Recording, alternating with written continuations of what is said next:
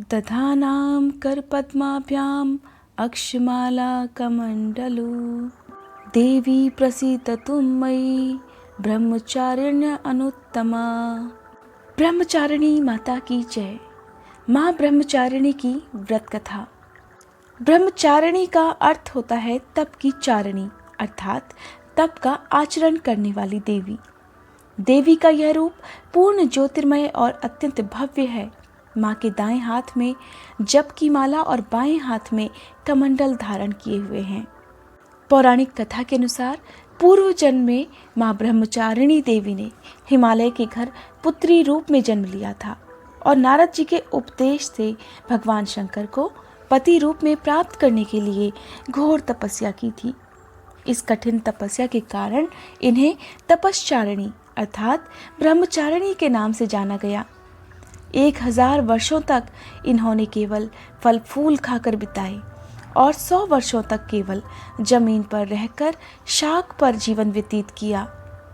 कुछ दिनों तक कठिन उपवास भी रखे और खुले आसमान के नीचे वर्षा और धूप के घोर कष्ट सहे।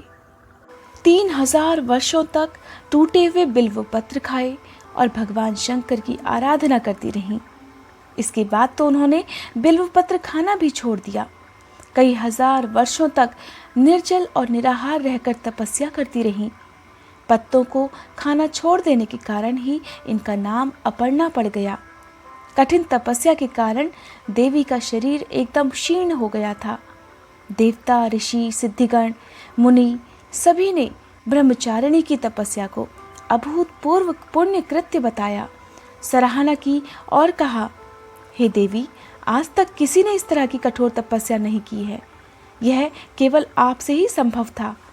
आपकी मनोकामना अवश्य पूर्ण होगी और भगवान चंद्रमौली शिव जी तुम्हें पति रूप में प्राप्त होंगे। अब तपस्या छोड़कर घर लौट जाओ। जल्द ही आपको आपके पिता लेने के लिए आ रहे हैं।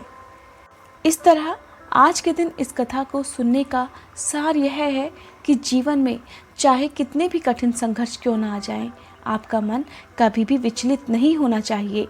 माँ ब्रह्मचारिणी देवी की कृपा से सभी सिद्धियों की प्राप्ति होती है और जीवन में हमेशा सफलता प्राप्त होती है।